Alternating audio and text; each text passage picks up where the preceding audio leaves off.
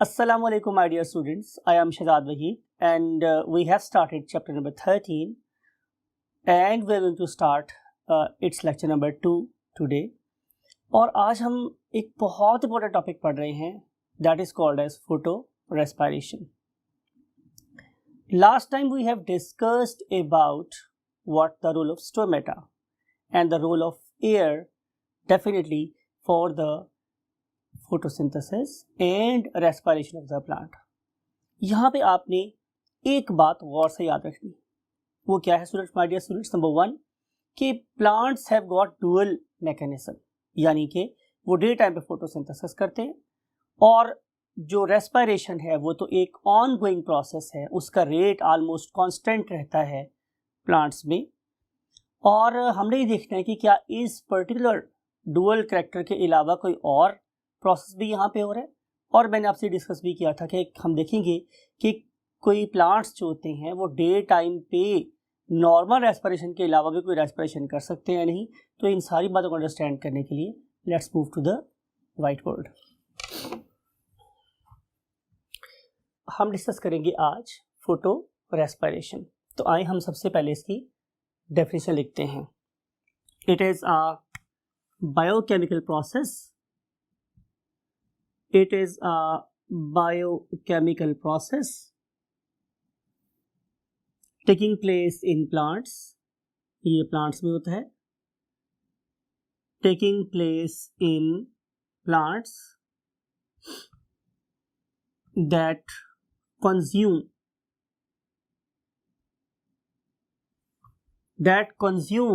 oxygen and produce what? And produce CO2 in the presence of light. In the presence of light. तो basically हम लोगों ने photosynthesis के reverse process करना है। यूनो डे टाइम पे प्लांट्स यूजुअली क्या कर रहे होते हैं? CO2 को एब्जॉर्ब करते हैं, ऑक्सीजन को प्रोड्यूस करते हैं। लेकिन इस वाले केस में हम ऑक्सीजन को एब्जॉर्ब कर रहे हैं और CO2 प्रोड्यूस कर रहे हैं। Definitely it is an antagonistic process और antagonistic mechanism against what? Photosynthesis. अब हम देखते हैं स्टूडेंट्स कि इसमें क्या चीज फिक्स हो रही है। अगर आप लोगों को chapter number 10 means bio energetics की मैं बात कर रहा हूं, उस टॉपिक में 11, अगर मैं चैप्टर नंबर 11 मींस बायोएनर्जेटिक्स की बात कर रहा हूं तो उसमें आप लोगों ने देखा था कि एक साइकिल जो ऑपरेट होता है उसका नाम क्या था? Melvin Calvin cycle. याद है आप लोगों को? उसका नाम था मेल्विन केल्विन साइकिल। और इस पर्टिकुलर मेल्विन केल्विन साइकिल की हम लोगों ने 3 फेजेस बनाई थी, जिसमें से जो सबसे पहली फेज थी उसका नाम मेरे पास क्या था? CO2 fixation stage. इसका मतलब ये होगा कि आम हालात में प्लांट्स किसको फिक्स करते हैं? तो आंसर है CO2 को। लेकिन जो मैकेनिज्म हम आज पढ़ने वाले हैं, आई am talking about photo respiration, उस वाले केस में यहां पे मेल्विन बेंसन साइकिल ऑपरेट होता है। मेल्विन बेंसन साइकिल ऑपरेट होता है और इस वाले केस में हम स्टेप नंबर 1 में ऑक्सीजन को फिक्स करते हैं, राइट? तो इस वाले केस में ऑक्सीजन किसी ऑर्गेनिक मॉलिक्यूल का पार्ट बन रही है रादर देन कि एक CO2 मेरे ऑर्गेनिक मॉलिक्यूल का पार्ट बने। तो ये एक बहुत मेजर डिफरेंस है। मैं फिर दोबारा रिपीट कर रहा हूं आप लोगों की इन्फोर्समेंट के लिए कि आम हालात में CO2 फिक्स होती है, लेकिन फोटो रेस्पिरेशन में ऑक्सीजन फिक्स होगी। इसमें हम ऑक्सीजन को ऑर्गेनिक मॉलिक्यूल का पार्ट बना देंगे, राइट? अब हम देखते हैं स्टूडेंट्स कि देखें जरा बात को गौर से सुनिएगा। ये है फोटोसिंथेसिस। किसकी बात कर रहा हूं? इस बात कि जब मेरे पास CO2 फिक्स हुई तो मैंने क्या बोला कि ये फोटोसिंथेसिस हो रही। फोटो का मतलब क्या था? लाइट। इसका मतलब ये हुआ कि ये वाला प्रोसेस भी in the presence of light हो रहा है, राइट। और जो ऑक्सीजन फिक्स हो रही है उसका नाम हमने क्या रखा हुआ है, देखिए, फोटो रेस्पिरेशन। यानी कि ये वाला प्रोसेस भी in the presence of light ही हो रहा है। ये दोनों प्रोसेसेस लाइट की प्रेजेंस में ही हो रहे हैं। तो फिर ये क्या तजाद है कि लाइट की प्रेजेंस में ही CO2 हो रही है और लाइट की प्रेजेंस में ही O2 फिक्स हो रही है। देखना ये है कि वो कौन सी कंडीशंस है डे टाइम में कि जब CO2 फिक्स होती है, और वो कौन सी कंडीशंस हैं जब मेरे पास ऑक्सीजन फिक्स होती है। मैं फिर दोबारा रीइंफोर्स कर रहा हूं, किन कंडीशंस में फोटोसिंथेसिस होगी और किन कंडीशंस में फोटो रेस्पिरेशन होगी। Look at this. इसके लिए हम लोग यहां पे छोटी सी लाइन लगाते हैं, राइट। और ये लाइन इन दोनों कंडीशंस को क्या करेगी, कंपेयर करेगी।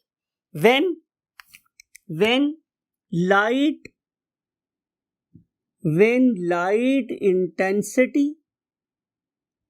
light intensity is low, when concentration of CO2 is high, and when concentration of oxygen is low, and when temperature, most important thing is temperature, and when temperature is low means it is not beyond the levels of what, photosynthesis। जब ये सारी conditions मेरे पास, चलिए आप लोगों की सहूलत के लिए एक चीज और ऐड करते हैं, when rate of water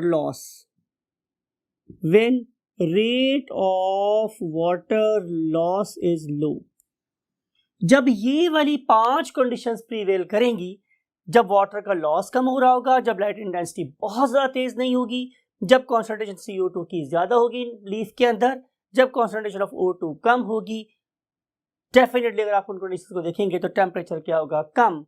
अगर ये सारी की सारी कंडीशंस प्रीवेल करें हमारे स्टूडेंट्स, तो फिर हम इसे क्या बोलेंगे कि इस कंडीशन में फोटोसिंथेसिस होगी, राइट। अब आप सोच सकते हैं कि आखिर सर ने इस पूरे के पूरे प्रोसेस को ब्लैक से क्यों लिखा है, बिकॉज कार्बन इज ब्लैक, और चूंकि CO2 फिक्स हो रही है इस प्रोसेस में, लिहाजा मैंने इसको डेलिबरेटली ब्लैक से लिखा है ताकि आपको याद रहे कि किन कंडीशंस में फोटोसिंथेसिस हो रही होती है। लेकिन अगर my dear students, number one light intensity is very high. अगर मेरे पास जो लाइट की इंटेंसिटी है, मैं वर्ड यूज कर रहा हूं, इट इज स्कॉचिंग ब्राइट, ये दूर से भी ज्यादा तेज रोशनी हो गई है, राइट। फिर when concentration of CO2 is low, ये जब मैं कॉन्सेंट्रेशन ऑफ CO2 लो होने की बात करता हूं तो मैं किसकी बात कर रहा हूं, एयर चेंबर्स की। आपने चैप्टर नंबर 11 मैंने आप लोगों के लिए बहुत ड्राइंग की है, किसकी, इन क्रॉस सेक्शन ऑफ लीफ की। तो अगर आपको लीफ क्रॉस सेक्शन याद है तो आपको याद होगा कि मेसोफिल सेल्स में क्या थे, एयर चेंबर्स थे। अगर उस पर्टिकुलर एयर चेंबर में concentration of CO2 is low and concentration of oxygen is high, देखिए उलट पुलट चल रहा है। आपने इसी चीजों को याद करने के बाद इसको उलट करके यहां पे लिख लेना है, and when temperature is high, जब टेम्परेचर मेरे पास स्टूडेंट्स क्या होगा, हाई। इसको मैं आप लोगों के लिए काफी थिक करके बना रहा हूं ताकि आपको ये बात याद रहे। ये बड़ा इंपॉर्टेंट फैक्टर है। When temperature is very high, जब टेम्परेचर बहुत ज्यादा हाई होगा तो हमारे प्लांट के किन सेल्स में से वाटर के लॉस होने का रेट बढ़ जाएगा। लिहाजा मैं यहां लिख रहा हूं कि rate of water loss, rate of water loss is high. जब वाटर के लॉस होने की स्पीड बढ़ जाएगी तो you know very well my dear students कि plant will face a threat of what, dehydration. Plant dehydration का शिकार हो सकता है। तो जब प्लांट डिहाइड्रेशन का शिकार होने लगे तो प्लांट्स क्या करते हैं? एक्सेलेंट, प्लांट्स अपने स्टोमेटा को क्लोज कर लेते हैं, राइट। अब जब टेम्परेचर हाई हुआ, वाटर लॉस का चांस हुआ, तो लीव्स ने क्या किया? अपने स्टोमेटा को क्लोज कर लिया। अब जब उनके stomata my dear students close हो गए, तो सराउंडिंग में से O2 तो अंदर आ नहीं रही, और जो पहले वाली O2 थी वो कंज्यूम हो गई। तो जाहिर है कंडीशंस कैसी हो गई? CO2 की कॉन्सेंट्रेशन लो हो गई, राइट। मैं फिर दोबारा रिवाइज कर रहा हूं आप लोगों के लिए, 16 आप लोगों के फायदे के लिए, बिकॉज ये बहुत इंपॉर्टेंट कॉन्सेप्ट है कि जब लाइट इंटेंसिटी बहुत ज्यादा होगी, टेम्परेचर ज्यादा होगा, पौधे को इस चीज का थ्रेट होगा या खतरा होगा कि उसकी बॉडी डिहाइड्रेट हो रही है, तो वो अपनी बॉडी को डिहाइड्रेशन से बचाने के लिए अपने stomata mean water losing channels को बंद कर लेगा। जो ही वाला चैनल बंद होगा माय डियर स्टूडेंट्स, तो क्या होगा? श्योर, बड़ी सिंपल सी बात यह है कि वहां पे जो ऑलरेडी CO2 प्रेजेंट थी वो कंज्यूम हो जाएगी, और फर्दर CO2 जितनी रिक्वायर्ड है वो अंदर नहीं आएगी, बल्कि वो जो बेसोफिल सेल्स हैं वो चूंकि फोटोसिंथेसिस कर रहे हैं, वो O2 बनाना शुरू कर देंगे या ऑलरेडी बन रही होगी, तो ये वाली CO2 बाहर जाएगी नहीं, और सॉरी ये वाली ऑक्सीजन बाहर जाएगी नहीं, और CO2 अंदर आएगी नहीं। तो इन सारी कंडीशंस के रिजल्ट में जाहिर है मेरे पर्टिकुलर एयर चेंबर्स में कंडीशंस ऐसी हो जाएंगे, that is more conducive for the reciprocal effect of photosynthesis, and this particular reciprocal effect is called as photorespiration. तो now you know कि conditions कौन कौन सी थी कि जिनमें प्लांट ने फोटोसिंथेसिस के प्रोसेस को टेम्परेरीली बाय बाय कहा और वेलकम किया photorespiration, right. So now we want to see the need and importance. पहली बात तो माय डियर स्टूडेंट्स ये है कि इसकी कोई जरूरत नहीं, नो नीड एट ऑल। हमें इस प्रोसेस की हरगिज कोई जरूरत नहीं, राइट, कोई जरूरत नहीं। तो सवाल पे मेरे पास ये है स्टूडेंट्स कि इस पर्टिकुलर प्रोसेस को हम कैसे प्रूव कर सकते हैं इसकी जरूरत नहीं है। तो अभी हम डिस्कस करेंगे अपनी इस बोर्ड के नेक्स्ट कॉलम में कि यहाँ पे डिफरेंट किस्म के ऑर्गेनल्स पार्टिसिपेट करते हैं। अगर मैं उन डिफरेंट ऑर्गेनल्स के किसी भी एंजाइम को पॉइजन कर दूं, राइट, मैंने क्या स्टूडेंट्स, मैंने पॉइजन कर दिया एंजाइम को। जब मैं किसी भी एंजाइम को पॉइजन कर दूंगा तो जाहिर है फोटोरेस्पिरेशन का process there and then stop हो जाएगा, राइट। तो जब मैंने एंजाइम को पॉइजन किया तो मैंने ये देखा कि प्लांट अब भी बड़े सक्सेसफुली ग्रो कर रहे हैं, नो प्रॉब्लम एट ऑल। ये डिपिक्ट करता है कि प्लांट को इसेंशियली इस प्रोसेस की जरूरत नहीं है, हरगिज जरूरत नहीं। बल्कि अगर मैं आप लोगों से ये वाली बात बताऊं, आप लोगों को बड़े ज्यादा गौर से सुननी है आपने मेरी बात, कि अगर मैं इस प्रोसेस को ना करवाऊं मींस फोटोरेस्पिरेशन को, तो प्लांट्स ज्यादा बेटर परफॉर्म कर रहे होते हैं, राइट।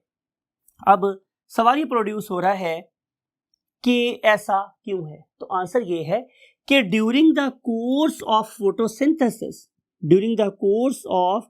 फोटोसिंथेसिस अगर एक प्लांट 100% परफॉर्मेंस शो कर रहा होता है in the terms of what production of glucose, production of what carbohydrates, तो उसकी एफिशिएंसी फोटोरेस्पिरेशन की वजह से 25 to 30% तक ड्रॉप हो जाती। इट इज वेरी इंपॉर्टेंट, ये बड़ी इंपॉर्टेंट बात है कि फोटोसिंथेसिस में जितना ग्लूकोज इस्तेमाल हुआ, जितना ग्लूकोज प्रोड्यूस हुआ, उसके प्रोडक्शन रेट में 25 से 30% तक क्या आ जाता है? ड्रॉप आ जाता है। लिहाजा अगर मैं फोटोरेस्पिरेशन के एंजाइम को पॉइजन कर दूंगा तो ये वाला लॉस और कम हो जाएगा और प्लांट की ग्लूकोज सिंथेसाइज करने की एबिलिटी और ज्यादा एनहांस हो जाएगी। You got the point. इसका मतलब ये होगा कि वी कैन सी कि फोटोरेस्पिरेशन इज बेसिकली अ फ्लॉ, एक एब्नॉर्मेलिटी है, इसलिए मैंने बोला कि abnormality. I have already placed this word deliberately over here कि ये जो प्रोसेस है ये एक फ्लॉ है, और इस फ्लॉ की वजह से जैसे मैंने पहले लिखा है कि हमारी फोटोसिंथेटिक एफिशिएंसी क्या हो जाती है? कम हो जाती, राइट। अब अगर ये कम हो रही है तो इसके पीछे क्या लॉजिक है? तो आंसर मेरे पास ये स्टूडेंट्स कि आप लोगों ने दोबारा से चैप्टर नंबर 11 और मेल्विन केल्विन साइकिल को देखना है। मेल्विन केल्विन साइकिल में एक क्या था स्टूडेंट्स, 5 कार्बन कंपाउंड, उसका नाम था RUBP। पढ़े देखिए बच्चे हैं, very intelligent and fertile brains you have got. तो यू नो रूबुलोज बिसफॉस्फेट और रूबुलोज बाइफॉस्फेट एक ही बात। And you know RUBP is a 5 carbon compound, और इस 5 कार्बन कंपाउंड के साथ क्या हो जाती है, फिक्स एक और कार्बन। और ये कार्बन मैं डेलिबरेटली ड्रॉ कर रहा हूं किससे, ब्लैक से, यानी कि ये वो कार्बन है जो बेसिकली आके एनवायरनमेंट से इसके साथ मिल गई है। तो ये था मेरे पास क्या, CO2 फिक्सेशन। सवाल ये था कि RUBP के अंदर इस पर्टिकुलर CO2 को किसने फिक्स करवाया। तो यू नो वेरी वेल कि यहां पे हमें एक एंजाइम की जरूरत थी जिसने ये वाला काम किया, और उस एंजाइम का नाम क्या है, रूबिस्को।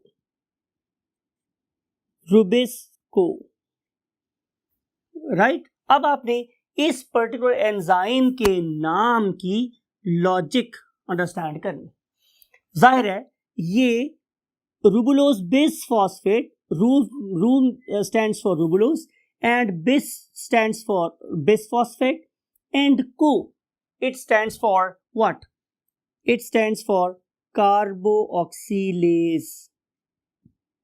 कार्बोऑक्सीलेज आपको पता है, हमने लास्ट में डिस्कस किया था कि कार्बोक्सिलेशन क्या होती है, CO2 की addition, and D carboxylation CO2 का रिमूवल। यहां पे क्या हो रही है, प्लस CO2, यहां पे हम CO2 को ऐड कर रहे हैं। तो जब मैं CO2 को ऐड करूंगा प्रोसेस कहलाएगा कार्बोक्सिलेशन। तो ये वाला एंजाइम बेसिकली क्या कर रहा है, इस 5 कार्बन कंपाउंड के साथ क्या मिला रहा है, CO2। जब ये CO2 मिला रहा हो तो उस वक्त इसका नाम क्या है, रूबुलोज बिसफॉस्फेट कार्बोऑक्सीलेज। लेकिन ये वाला एंजाइम जो दुनिया में सबसे ज्यादा अबंडेंट एंजाइम है, उस पर्टिकुलर एंजाइम की एक और यूनिक खूबी वो ये है कि सेकेंड टाइम पे या किसी और टाइम पे, वो आपको टाइम पता है, मींस ये वाली कंडीशंस, कि जब ये वाली कंडीशंस प्रीवेल कर रही होंगी तो उस टाइम पे रूबिस्को कार्बोक्सिलेज की बजाय एक और एक्टिविटी स्टार्ट कर देता है, और वो एक्टिविटी क्या है, O वाली। आपको ये बात भी पता है कि जब हम O की बात करेंगे तो इसका नाम क्या है, ऑक्सीजनेज। उस टाइम पे रूबिस्को ऑक्सीजनेज के तौर पे काम कर रहा है, यानी कि it is going to add oxygen, यानी कि रूबिस्को ही फोटोसिंथेसिस का एंजाइम है और रूबिस्को ही फोटो रेस्पिरेशन का एंजाइम। अब दोबारा बात को गौर से सुनिए, अगर ये फ्लॉ है तो ये यहां प्रोड्यूस क्यों हुआ। तो आंसर इसका ये स्टूडेंट्स कि आप जरा इस पर्टिकुलर डायग्राम को देखें, इसमें आप लोगों को रूबिस्को नजर आ रहा है, most abundant enzyme on the face of earth, right. इस पर्टिकुलर एंजाइम को देखें और अब आप जरा फोकस करें इसकी एक्टिव साइट को।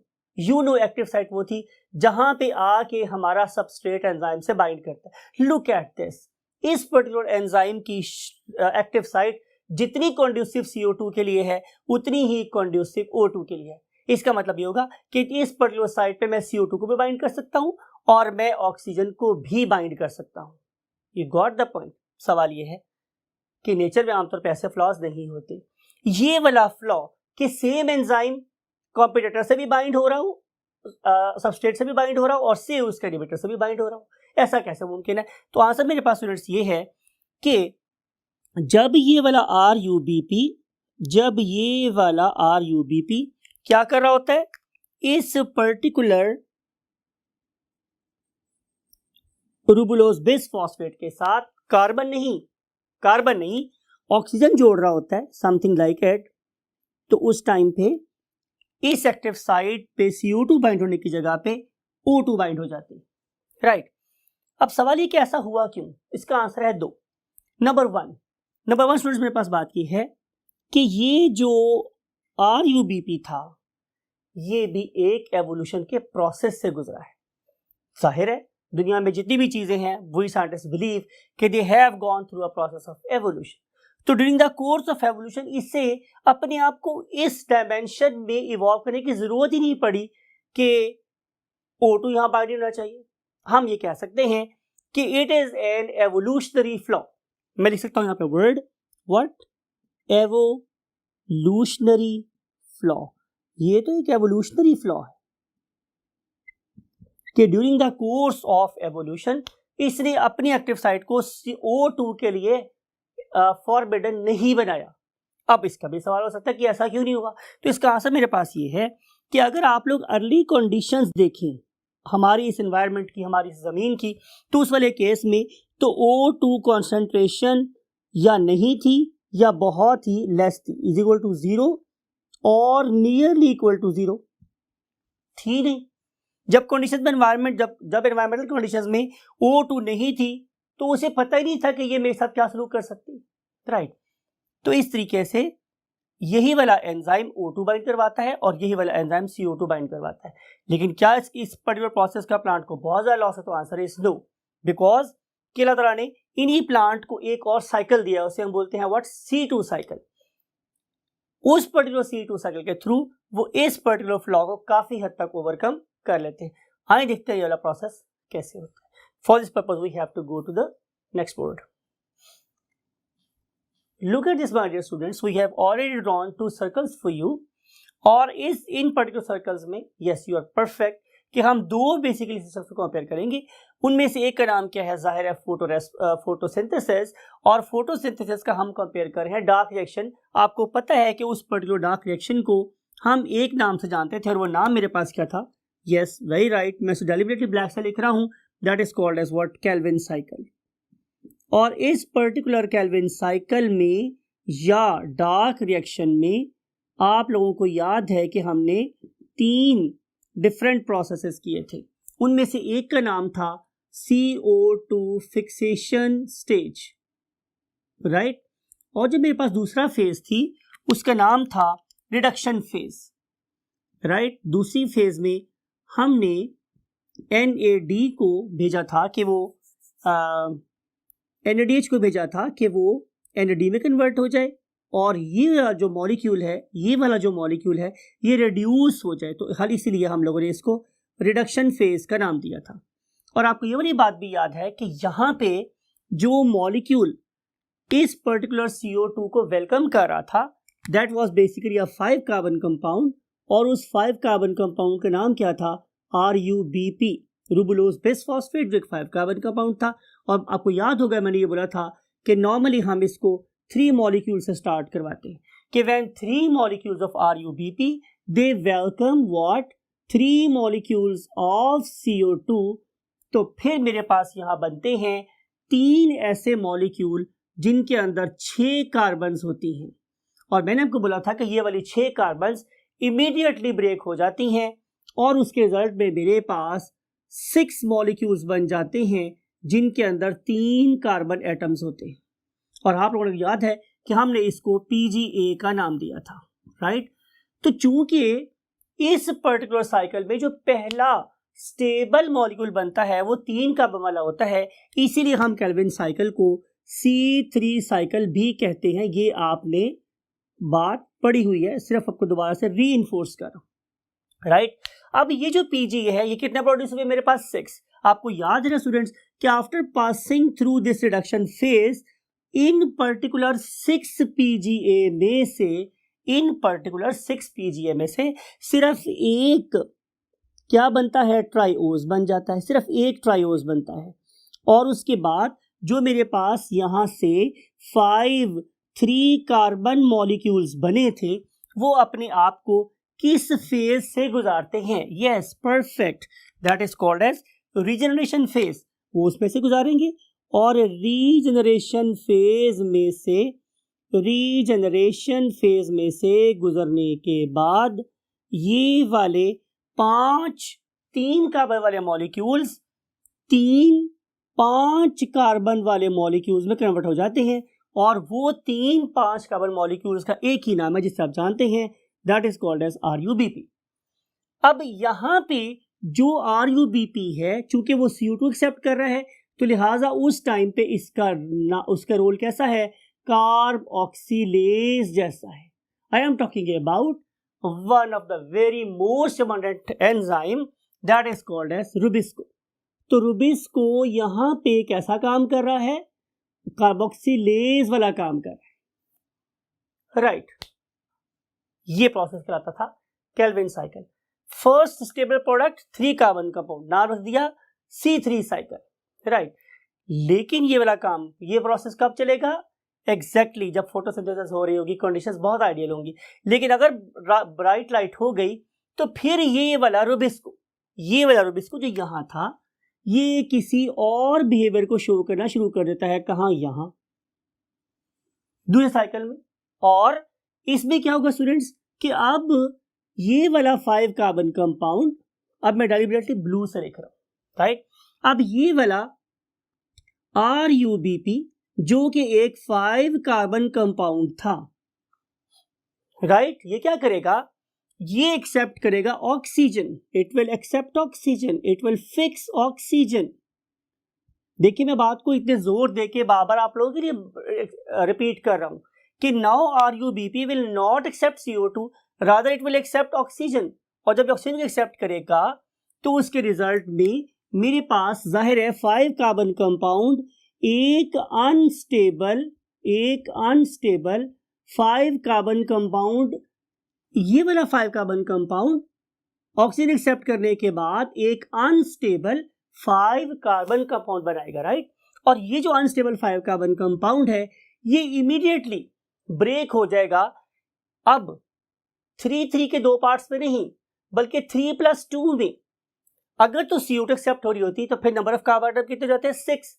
तो क्या बना? 3+3। लेकिन चूंकि यहां पे बने ही 5 कार्बन है तो ये ब्रेक हो जाएगा। किसके अंदर?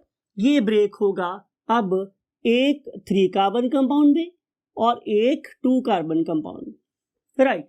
ये जो 3 कार्बन कंपाउंड है स्टूडेंट्स वो तो वही है PGA जो आप पहले पढ़ के आए हैं, PGA, उसमें तो कोई फर्क नहीं। लेकिन इस वाले केस में एक 2 कार्बन कंपाउंड बनता है, राइट। उस पर्टिकुलर कंपाउंड का नाम होता है व्हाट? फॉस्फोग्लाइकोलेट,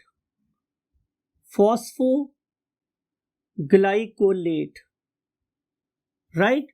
फिर इस पर्टिकुलर फॉस्फोग्लाइकोलेट की डीफॉस्फोराइलेशन हो जाती है और जो कंपाउंड मेरे पास बनता है उसका नाम होता है ग्लाइकोलेट, राइट। अब देखें, आपको जो बात बहुत बहुत गौर से समझनी है वो क्या कि ये जो रिएक्शन सारा मैंने लिखा है, ये वाला रिएक्शन सारा, ये इस पर्टिकुलर चेंबर में होगा।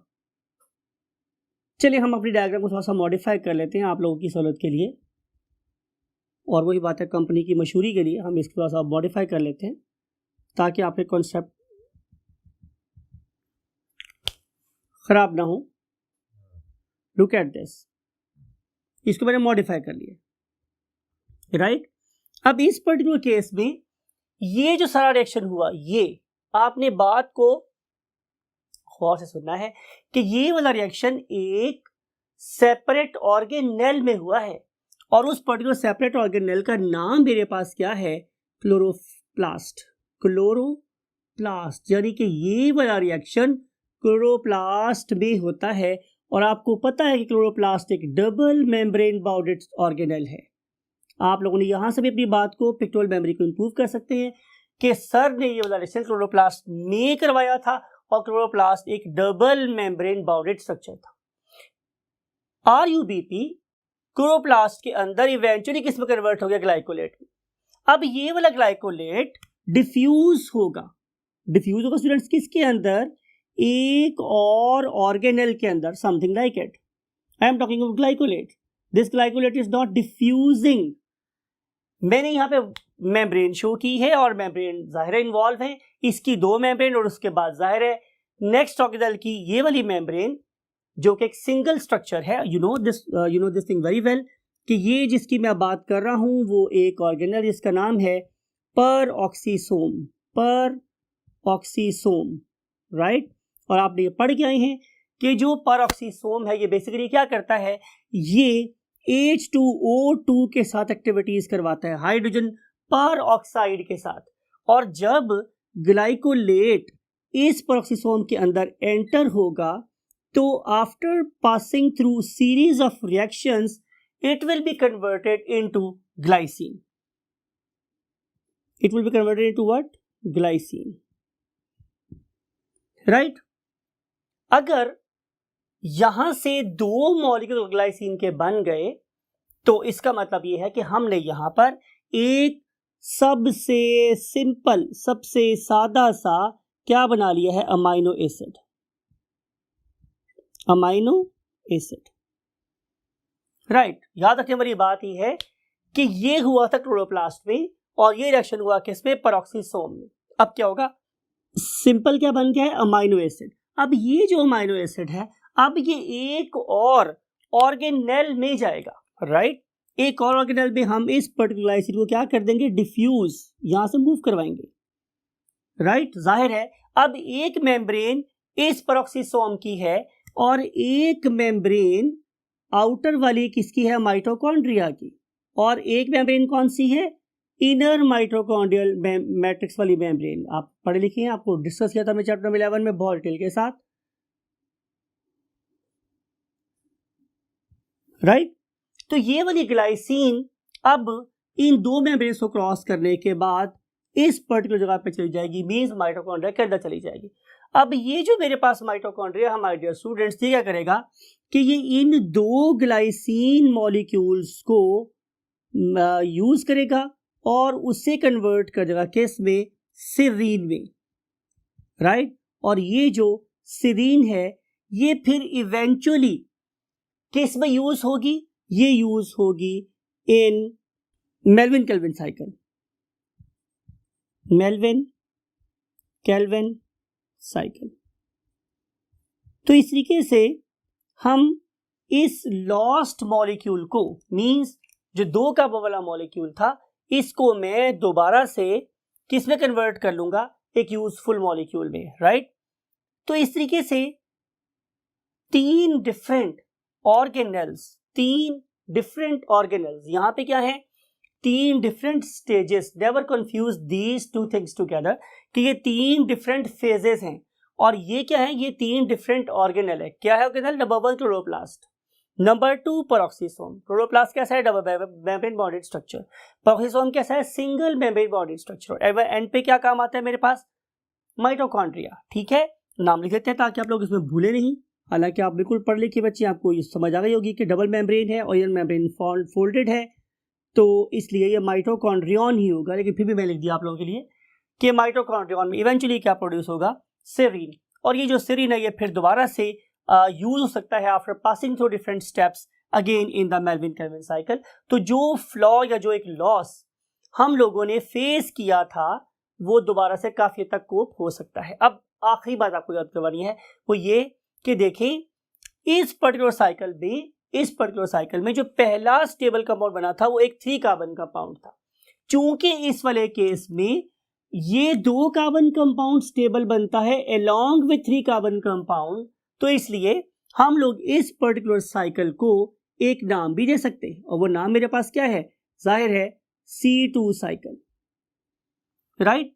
अब आपने आखिरी बात और ज्यादा गौर से सुनी कि मेरे पास प्लांट्स में डिफरेंट किस्म के क्या हो सकते हैं, मैकेनिज्म हो सकते हैं, but predominantly all plants are C3 plants because they are producing trioses और glucoses by means of Melvin Calvin cycle. लेकिन इन पर्टिकुलर प्लांट्स में C2 साइकिल के साथ साथ C3 साइकिल के साथ साथ एक C2 साइकिल भी ऑपरेट हो रहा होता है जो क्या करवाता है, photorespiration, right my dear students.